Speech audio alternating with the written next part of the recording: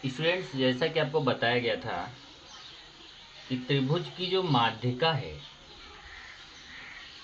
वो बिंदु जी पर प्रतिच्छेदित करती है। बिंदु जी पर माध्यिकाएं जाके काटती हैं और ये जो बिंदु जी होता है ये माध्यिकाओं को 2:1 के अनुपात में विभाजित करता है।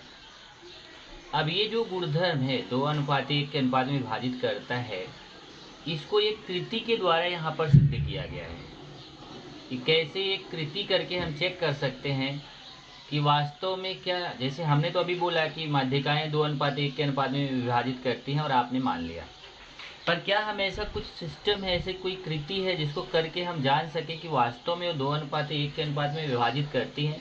वो कृति यहाँ पर की गई है।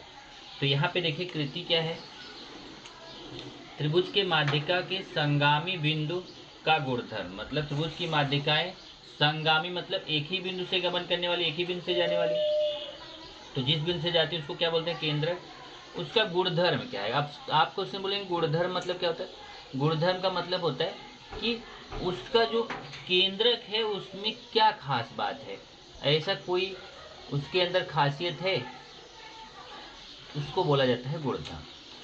तो यहाँ पे जैसे देखिए क्या करना है, इसके लिए सबसे पहले बोला कोई एक बड़ा त्रिभुज ABC खींचो, कोई एक बड़ा त्रिभुज ABC खींचो। तो मैंने क्या किया, पहले एक बड़ा सा देखो त्रिभुज बना दिया ABC। अब बड़ा त्रिभुज का मतलब हुआ कि ना बहुत बड़ा ना बहुत छोटा, एक मीडियम साइज का आप खींच दो, बराबर, जिसको आप ये स्केल से नाप सको। तो जैसे हमने यहाँ पे ABC एक त्रिभुज बना दिया, उसने बोला एक बड़ा त्रिभुज ABC खींचो। ओके, तो मैंने त्रिभुज खींच दिया। आगे बोला त्रिभुज की रेख AR, रेख BQ तथा रेख CP माध्यिका खींची। अब देखिए यहाँ पे हमने तीनों इसकी माध्यिकाएं खींची है। एक माध्यिका AR, दूसरी माध्यिका है BQ, तीसरी माध्यिका है CP। तो उसने क्या बोला कि ये तीनों माध्यिकाएं खींची है, तो हमने तीनों माध्यिकाएं खींच दिया, AR, BQ, CP। माध्यिका कैसे खींचते हैं ये आपको हमने सिखा दिया है कि जैसे ये BC भुजा है, इस BC भुजा का ठीक मध्य बिंदु लीजिए R और उसको A से मिला दीजिए, तो ये जो AR मिलेगा इस AR को बोलेंगे माध्यिका। इसी तरीके से ये जो AC भुजा है, AC भुजा का ठीक मध्य बिंदु लीजिए Q और उसको B से मिला दीजिए, तो ये जो BQ मिलता है ना, इस BQ को बोलते हैं माध्यिका। इसी तरीके से भुजा AB है, भुजा AB का ठीक बीच का बिंदु, ठीक मध्य बिंदु लीजिए P और उस P को इस C से मिला दीजिए, तो ये जो CP मिलता है इस CP को भी बोलते हैं माध्यिका। तो कितनी माध्यिका हो गई? एक माध्यिका AR, दूसरी माध्यिका BQ, तीसरी माध्यिका CP, ऐसी 3 माध्यिकाएं हो गई। अब ये तीनों माध्यिकाएं कैसी है? संगामी है। मतलब संगामी होने का मतलब देखो एक ही बिंदु पे तीनों काट रही हैं। AR जहाँ से जा रहा है वहीं से BQ भी जा रहा है और वहीं से CP भी जा रहा है, तीनों एक ही बिंदु पे जाके काट रही हैं, तो इसको बोला जाता है संगामी है। संगामी है मतलब तीनों जाके एक ही बिंदु पर काट रही हैं, तो उसको बोलते हैं संगामी है। और जिस बिंदु पे काटती है माध्यिकाएं वो आपको पहले ही बताया गया, उस बिंदु को बोला जाता है त्रिभुज का केंद्रक G। त्रिभुज का केंद्रक क्या है? G। अब इसमें क्या है कि क्वेश्चन क्या है आगे, ये देखो उसने लिखा माध्यिका खींच दीजिए और संगामी बिंदु को G नाम दीजिए, मतलब जहाँ पे जिस बिंदु पे काटती है उसको क्या नाम दीजिए? G। आकृति में रेखाखंडों की लंबाई नापकर सारणी के रिक्त चौखटे भरें।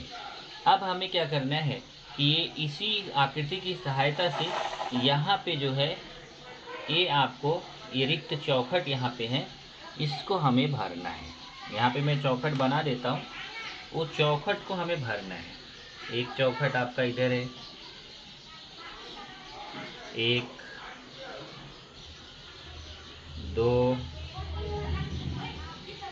तीन, चार, पाँच, 6,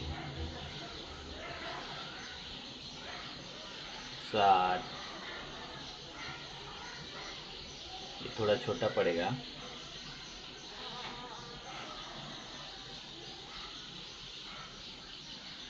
8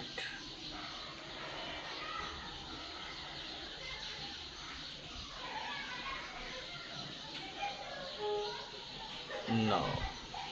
ये 9 चौखट है जिसको आपको क्या करना है, भरना है।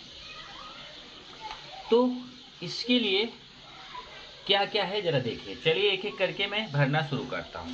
सबसे पहला बॉक्स में लेता हूँ, उसमें बोला है लेंथ एजी। लेंथ एजी, एल मतलब होता है लेंथ, लेंथ मतलब लंबाई, और ब्रैकेट में लिखा है एजी मतलब एजी की लंबाई नाप के लिखना है। चलिए मैं यहाँ से एजी का लंबाई स्केल से नाप रहा हूँ और इसको लिखूँगा।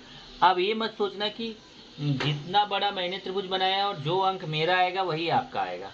आप त्रिभुज थोड़ा अलग बनाएंगे, आपके अंक अलग आएंगे, बराबर है। मेरा वाला ही अंक आएगा ऐसा नहीं है। अभी मैंने जो बनाया है मैं उसको नाप रहा हूँ। यहाँ से देखो, ए से लेके जी तक की लंबाई मैं नाप लूँगा ए जी। चलिए यहाँ से ए जी नापता हूँ। ए जी मेरा आ रहा है कितना, 12। तो मैं ए जी वाले में लिख देता हूँ कितना, 12। ऐसे ही फिर मैं नापूंगा जी आर। चलिए अभी मैं जी आर नापता हूँ। यहाँ से ये जी आर, ये देखिए जी आर मैं नाप रहा हूँ। जी आर मेरा आ रहा है 6। तो मैं यहाँ पे लिख दूँगा जी आर की लंबाई कितना है, 6। तो जी आर की लंबाई लिख दिया 6। जी आर समझ रहे हैं ना, ये देखो ये वाली लंबाई जी आर हो गई 6। अब आते हैं नीचे वाला बी जी नापते हैं। चलिए बी जी मैं नापता हूँ कि बी जी की लंबाई कितनी है। ये है बी जी। ये बी जी की लंबाई मैं नाप रहा हूँ तो मुझे आ रहा है 13.8। तो बी जी की लंबाई आ गई 13.8। एक मिनट, ये देखिए बी जी की लंबाई आ गई 13.8। अब मैं जी क्यू नापूंगा।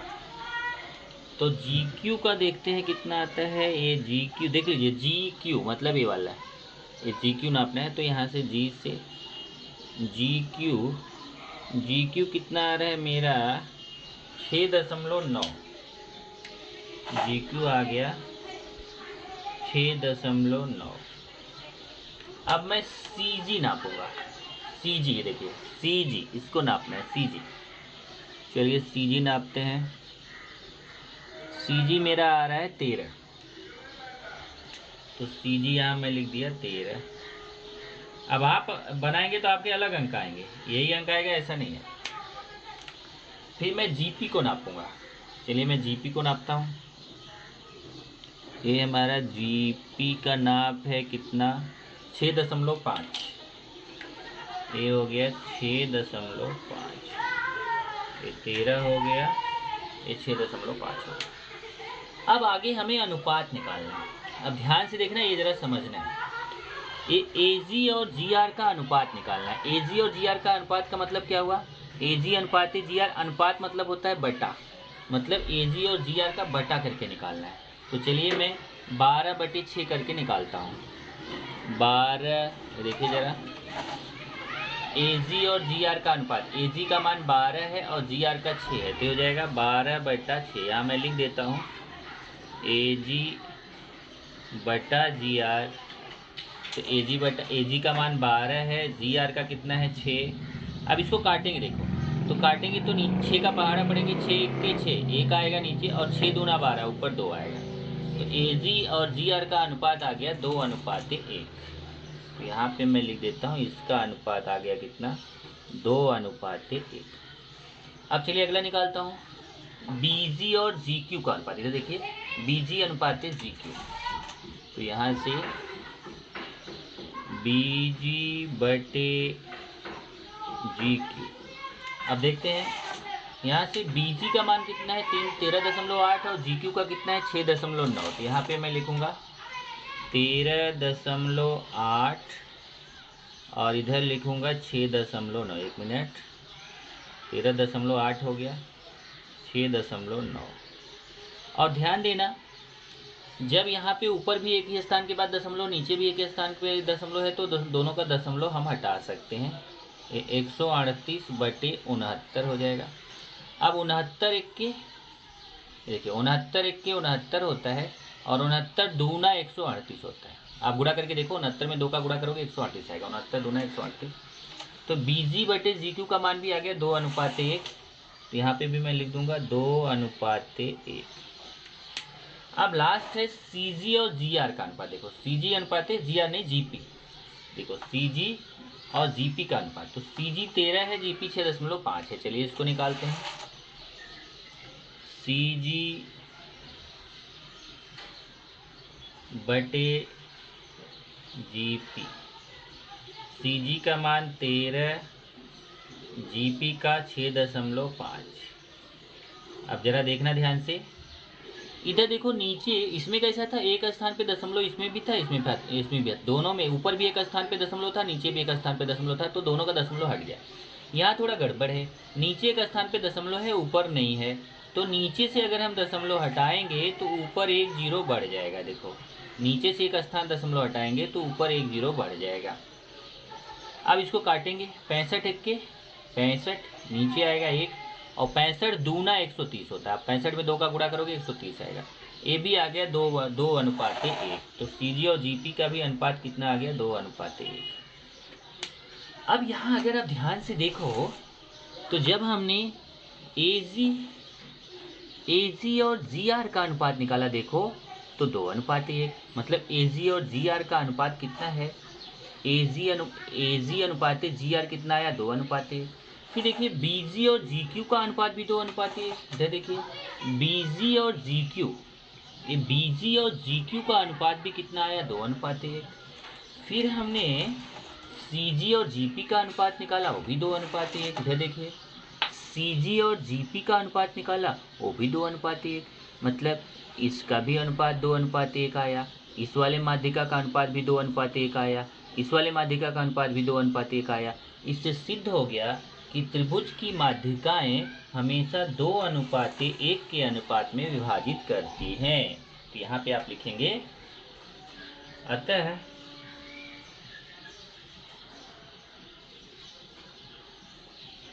त्रिभुज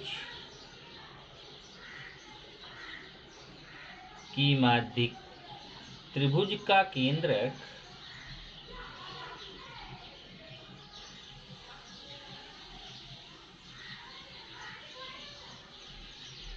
माध्यिकाओं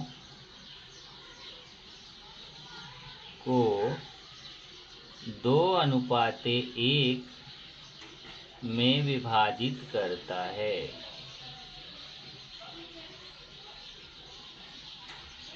ये हमें पता चल गया कि त्रिभुज की जो माध्यिकाएं होती हैं उसका जो केंद्रक होता है, केंद्रक हमेशा, ये देखो ये 2 अनुपात तो नीचे 1, इधर ये 2 तो 1, इधर ये 2 तो 1, 2:1 के अनुपात में हमेशा विभाजित होती हैं। ये एक हमने कृति भी कर लिया। इस तरीके से हमारा ये चैप्टर खत्म हो गया और यहाँ से हमारा फर्स्ट यूनिट टेस्ट का सिलेबस भी खत्म हो गया। अब आगे से हम फिर से रिवीजन स्टार्ट करेंगे अगले लेक्चर से।